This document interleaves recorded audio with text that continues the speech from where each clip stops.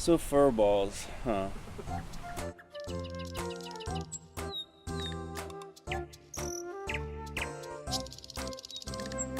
So a year ago today is when I had the vision for this. But what led up to the vision is the story behind the story, really.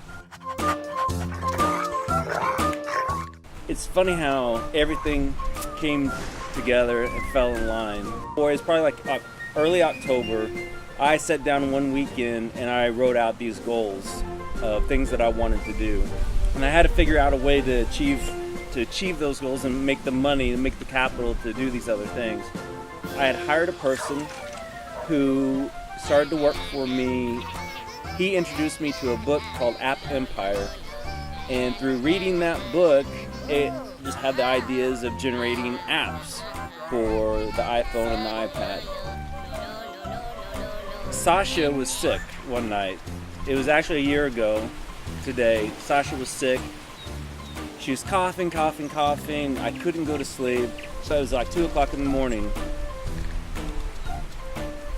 I went into the living room, laid down on the couch, and just kind of laying there and thinking about different things. And I just started having this vision of these animals kind of flying through the air, these big puffy animals flying through the air, kind of like Duck Hunt a little bit from the Nintendo, and that, you know, you shot these animals and poof, they blew up, and then they were, you know, naked and surprised, and then, you know, covering themselves up and falling off the screen. And then I started thinking about the old Bugs Bunny cartoon where it was a rabbit season, duck season. And so then I was like, all right, well, we'll do it, and we'll have all these different animals flying through the air, and it'll be kind of like Fruit Ninja. They'll be popping up like that, and then depending on the season it was, well, that's the animal that you shot. So if it's duck season, you shot the ducks. And, you know, at that point in time, when the original vision of the game was that, and you had this hunter, and we were going to call it open season. And I couldn't go back to sleep that night. So I stayed up from 2 o'clock in the morning till 6, and I got up, and I was like, this is it. This is we're going to get there. This is going to be funny. We're going to make this game. I don't know how we're going to do it, but we're going to make it. It's going to be funny, and we're just going to be laughing. We're going to have these cute animals flying through the air. You don't want to shoot them, but you're going to. It's like a guilty pleasure type of thing. And that was the idea. The next step was to, hire a programmer. So I didn't know anyone who could do this, so I decided what I would do is I would just go through the iPad store and I'd find graphics of what I like, and whoever did those games, I would just send them an email. It wasn't about 2 weeks after that Christian came down, and I told him about the game. I said, hey, I'm looking for programmers. I want to do this game. And he's like, I've got the perfect place for you. It's Boo Boo Studios. I grew up with Peter, this guy. You guys are a lot alike. You know, your souls, you're the same. And, you've got to meet this guy. So I was like, okay. We had the Skype interview, and it, I liked you right away. But I was still, I was worried. I was still like, because this to me was like a big deal.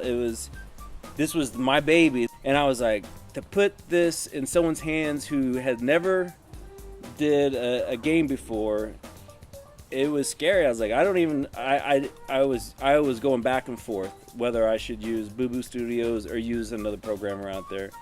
And I finally made the decision, to use Boo Boo, because I had a trust, and I had that feeling, that trust factor was there, and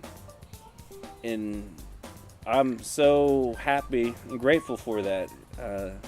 It all has worked out so much better than I could imagine. The friendships that we've made, the people that have been involved, to where we are today right now. I mean, it's unbelievable. A year later, and we're almost, we have almost got this thing done. It hasn't been easy, this whole process. Because that's the thing, it's like, so I had this vision of what I'd like to see and what I want. And then when we got started, we were going down this road from the first initial characters that we did, it just never could get it right. And I was just like, what the hell? You know, and it was so frustrating, you know, it was so frustrating because we just couldn't capture that, especially the characters, that cuteness, that factor that I wanted, we just couldn't capture it. And I just kept going back, and that's when I was thinking of different ways of how to make these characters, you know, the furball. My brother made a great, he pointed it out. He's like, hey, I think the part of the thing that why you're not getting this cuteness is because these animals are adults. They're not young kids, and kids are cute. Babies are cute. Adults aren't cute. That's the only way you can get your cute factor.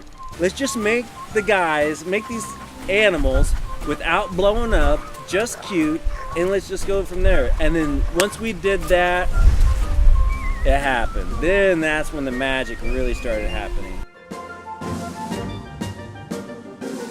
We wrote the story, or you guys wrote the story with the UFO and the magic and that stuff, and I was just like, this is just not the direction.